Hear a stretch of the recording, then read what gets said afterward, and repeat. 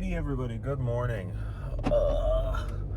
It is 9 o'clock, which is later than I wanted to be at the gym because I have class at 11 and I have to leave right after my class ends to go back home. But we're going anyway. Somebody is getting pulled over somewhere. The question is where? Okay. I think I'm good. What was I saying? Oh yeah, it's arm day. Okay, we're gonna go in there and we're gonna do some side delts, some rear delts, some triceps and biceps. Yeah, last arm day was a little rushed because I had to get out of there because it was my girlfriend's birthday and I had to go to the store and decorate and everything. But I don't want this arm day to be rushed, but it's 9 o'clock. Class starts at 11. I have to be home at like 10:30 to walk.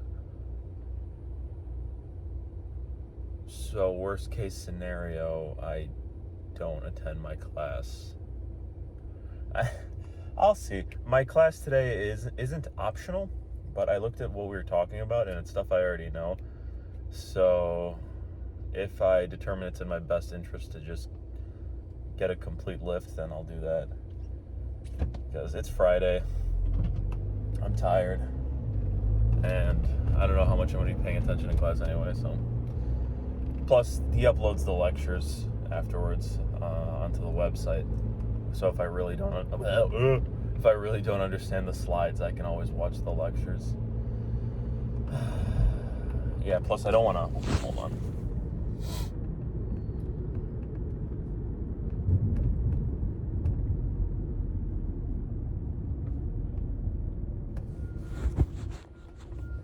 Yeah, plus I don't want to have to skip cardio, and I don't want to rush through my workout. So I think I'm just gonna forego class today and focus on my lift. But yeah, uploads are kind of almost back to being normal schedule. This video is gonna get uploaded on Sunday, I think, or maybe Monday. But either way, starting next week, I'll be back to a normal schedule just because this week was fucked with work and I'm going home this weekend, so it's a lot of busyness this week. But I got my computer science project done yesterday. I don't know how. I mean, for those of you who write code and are in computer science classes and have like projects and shit, or just in general who write code, I wrote the most bootleg, jank, scuffed code of all time, and I submitted it just because I was passing all the test cases locally, but I submitted it on the auto grader just because I wanted to see like what would go wrong if I was gonna like time out or anything. Everything passed, and I was like, oh, okay, I don't know how, but all right, I'll take it. So yeah, that really took a lot of weight off my shoulders because I was going to have to do that project and then another CS project I had to do Sunday over the weekend while I was home. And I did not want to have to do that. So, oh fuck, I can't. My pre-workout, I got to finish drinking. So, we're good. We're good with that project. I only have one project to focus on now, and it's a shorter one. But enough computer science talk. 99% of you don't give a fuck about computer science. So, I am going to I'm going to warm up my shoulders and probably going to just start off with heavy lateral raises again. I've been really enjoying starting with heavy lateral raises, and my medial head has been been sore from that. So I'm going to probably throw around the 35s today. And yeah, that'll be what I start with. So I'll see you guys at the gym. All right, I'm here in my grout fit. I didn't even realize I dressed like this today. I look like cement, but either way, we're gonna start off with heavy lateral raises. Like I said, I got the 35s here, so I'm gonna do probably two or three sets. I'll do three. I'll do 3 sets here, and then we'll move on to some kind of rear delt movement.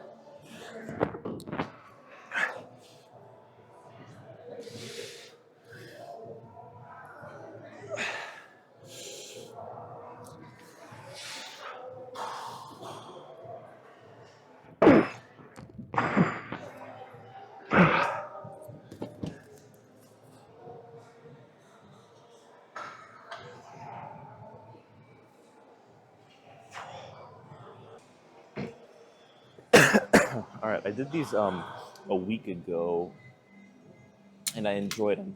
I don't know if I fully did them correctly, but that's all right.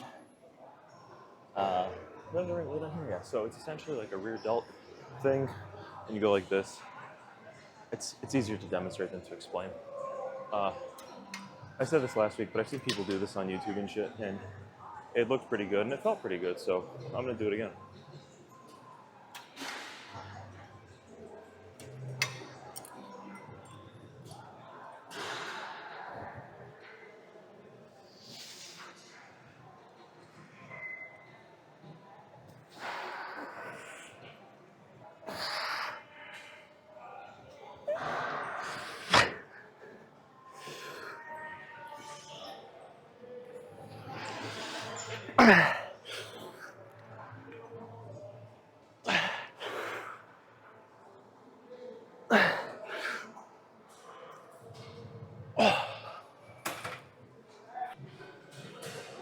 Yeah, that felt pretty good. I mean, I don't know. Honestly, I feel the pec deck rear delt flies more in the rear delt, but I'm sure that's because I just don't have the proper technique down for this movement quite yet.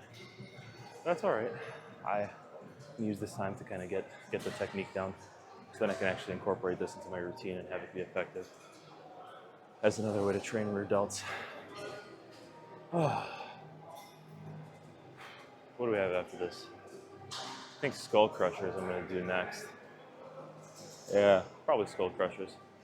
I like starting, or I've been enjoying starting my triceps with skull crushers as opposed to a push down, just because I like moving more weight with skull crushers. Well, I wouldn't even call them skull crushers. It's more of like a French press, if you will. I think that's what the proper term is for it. Because I'm not like laying flat on the bench and crushing my skull, because I don't know, I feel like you don't get as good range of motion on that, and that kind of hurts my elbows. So I kind of like to put the bench on an incline and then just go behind my head, kind of like just a regular tricep overhead extension. At my gym back home, they have a machine for it, which I really enjoy using, but they don't have one here. So, and that one you just literally sit vertically, and it's like just like that behind you, and you step on some lever thing, and it raises it for you. But either way, it's the same. It's kind of the same thing. I would say the machine's probably a little better for isolating the tricep, but still, it's a good movement to progressively overload and target the long head of the tricep, because you're working it in its stretched position as opposed to a push down where you're working it like in the contracted position, which works the short head, I believe. Okay, so yeah, I'm gonna do one more set here and then I'm gonna move on to that, assuming there's an open bench. If not, I'll figure something else out.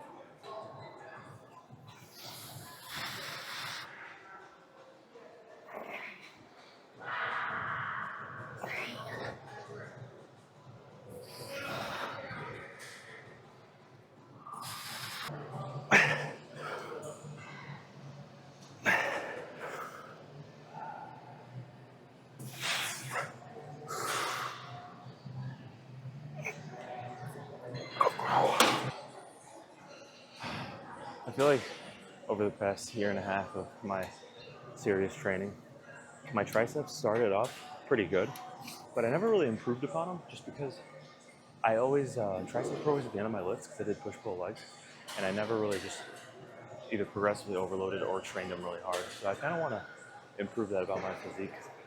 I think my triceps have potential to be really good, but they're kind of starting to fall behind. So, but overall, my arms I think have definitely been growing since I begun. So that's a good sign.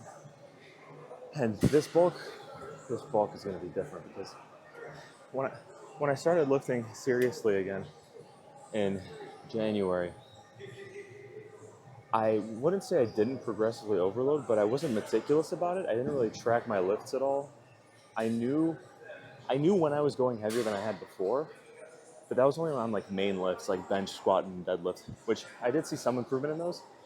But from a muscle building standpoint, I definitely could have stood to gain a lot more muscle than I did had I just, like on my accessories especially, gone in the following lift and done more than I did previously. And I wasn't like consciously not doing more. It was more of like a subconscious thing. Because let's say I did tricep push down.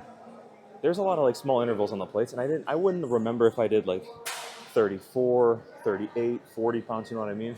And I wouldn't remember the exact amount of reps I did. But now that I'm tracking all that shit, it's clear how many gains I left on the table before. So this bulk we're gonna get huge. Greg Doucette and Natty are not incoming. How could he possibly put on this much muscle in year 2 when he only put on this much muscle in year 1?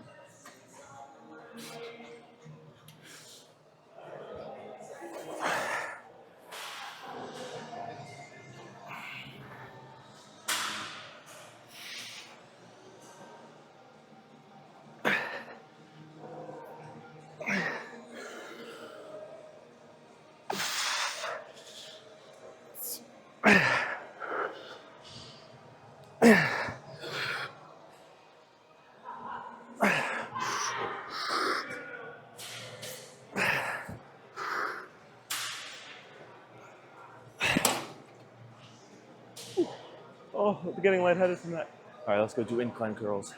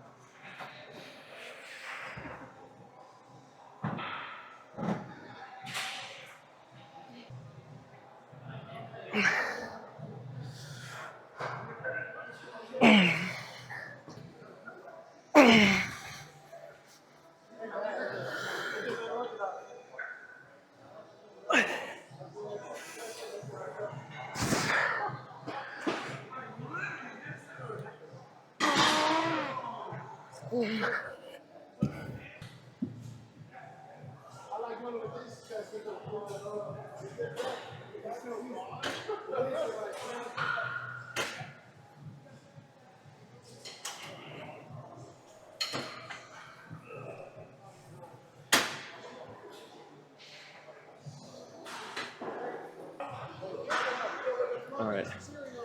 Up next, I'm doing the skull crusher, French press, whatever the hell thing, if you wanna call it. I keep scratching this scab on my shin. Okay, I got the 80. I did 11 last week, so hopefully I can get above 12. Not last week, Tuesday.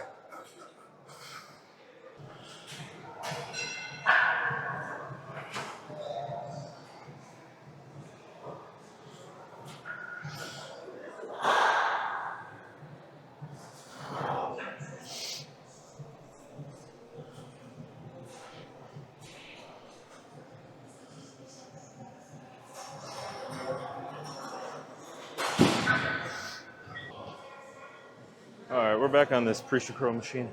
I've really been enjoying doing single arm preacher curls here, and it's much easier to progressively overload on something like this versus with a barbell, just because there's more increments here as opposed to just going up by 10 pounds each time. And I like training. I tend to like training biceps, one arm at a time, just because I always have one bicep that's stronger than the other, and that tends to be the right one, even though the left one's bigger. So I don't know.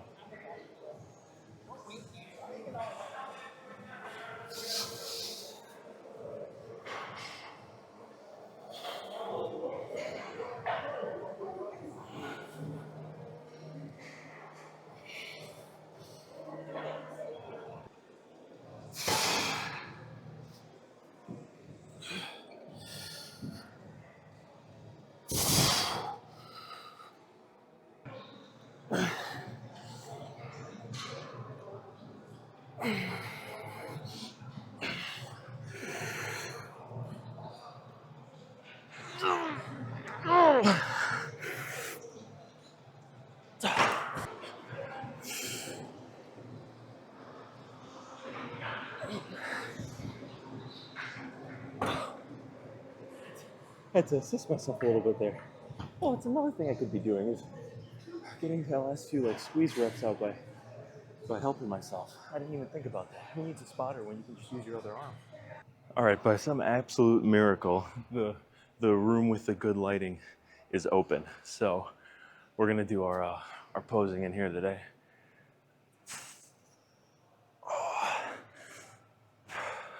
I haven't posed in here in literally forever.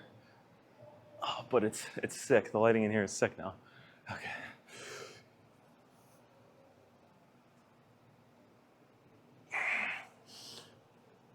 I'll do it from behind too, but I don't think it'll look as cool. My biceps don't peak that hard.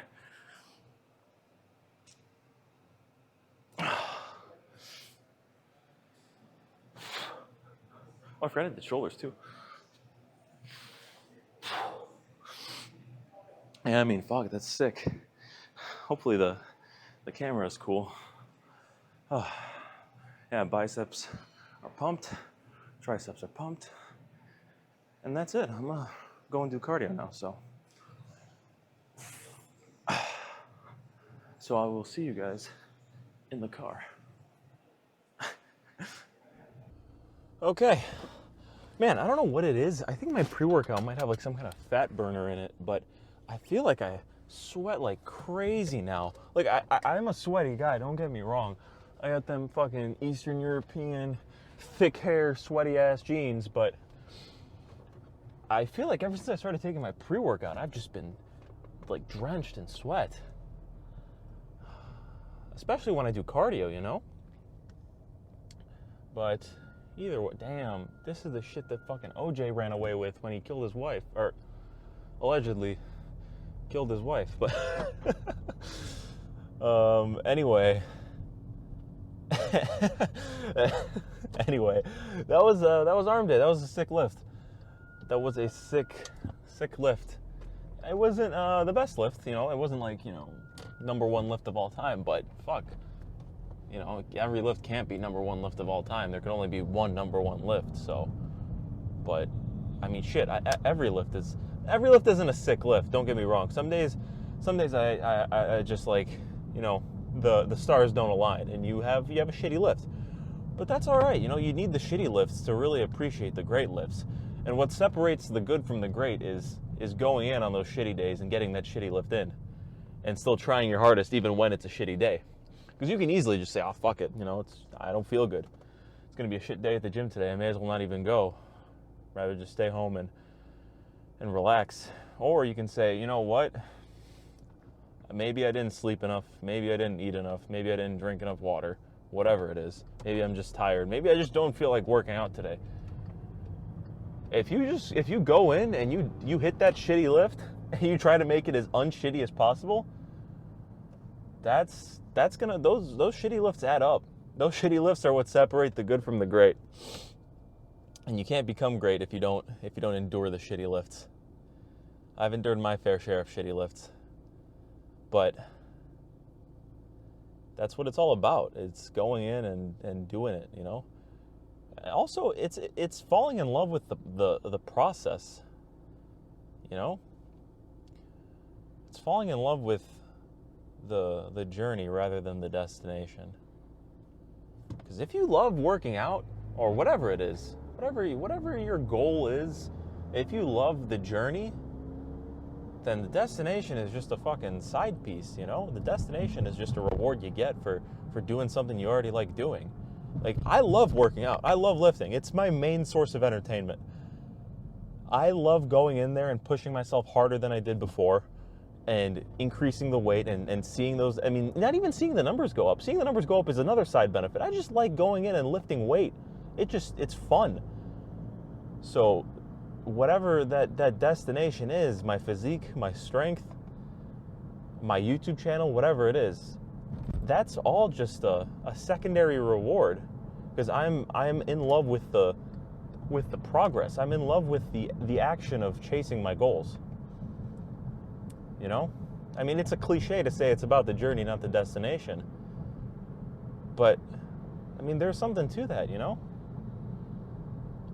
And this isn't necessarily me saying it's about the journey, not the destination. I mean, it is, but the main the main point I'm making is that where is your bumper, my friend? Oh, it's always a Nissan Altima that is just missing the entirety of their front bumper. What does that say about Nissan Altimas? Or what does that say about the drivers who drive Nissan Altimas? Why do they gravitate toward the Altima? What is it about it? Why is the stereotype so true? But what was I saying? Oh yeah. Like, I mean, that's the main point of what I was saying, is if you love working out, you're gonna get bigger than the person who's working out to get big and doesn't really love working out. It's just a fact.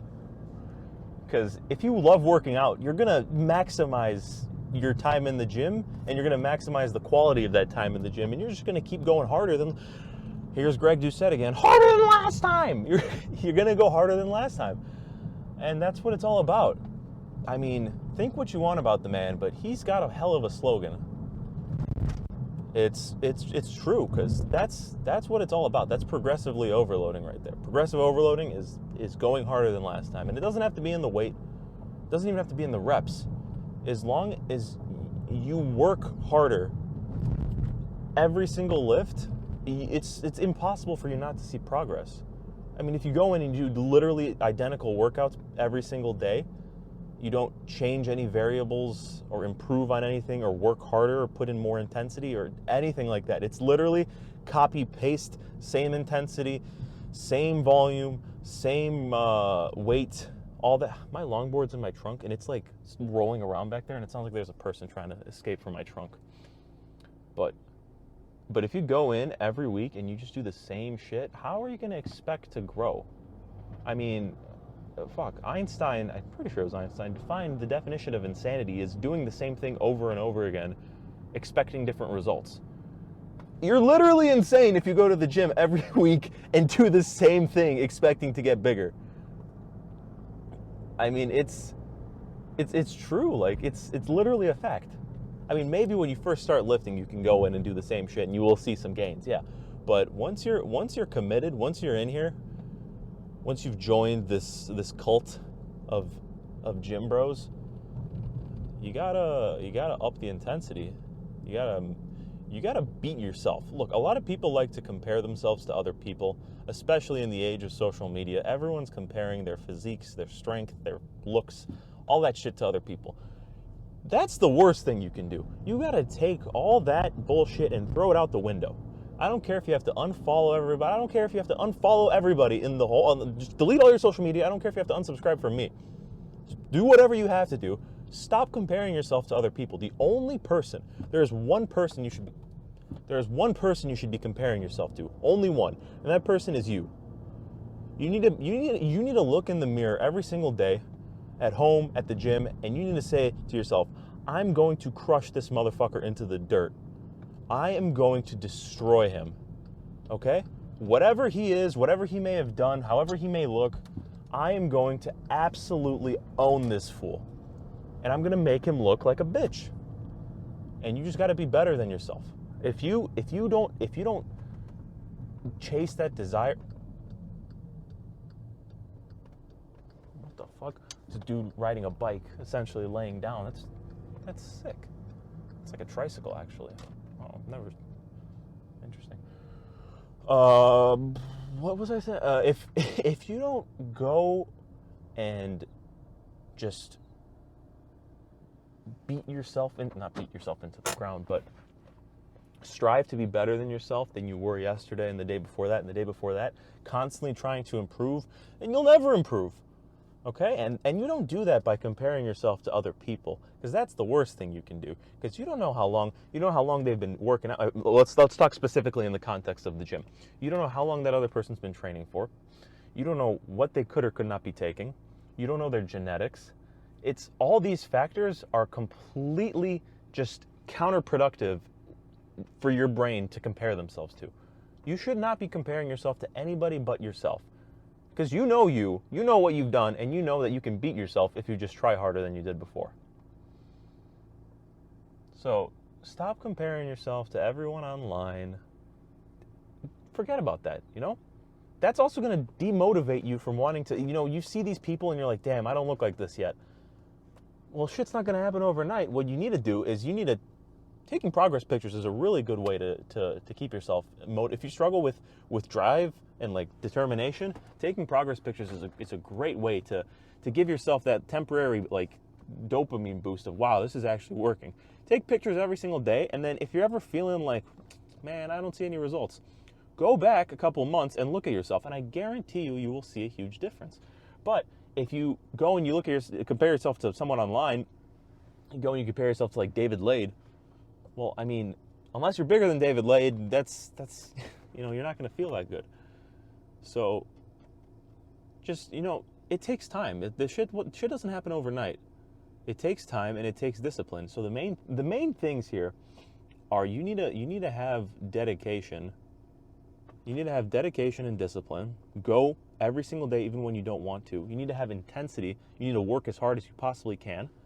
You need to properly recover. And I mean, yeah, those are like the three biggest things. And you need to have a proper diet, you know? And by proper diet, I mean, like, if you're really serious about it, then track what you eat. Track what you eat. If you're bulking, track your calories. Try and get over whatever your maintenance calories is, 300 to 500 calories above. If you're cutting, do the same, but in the reverse.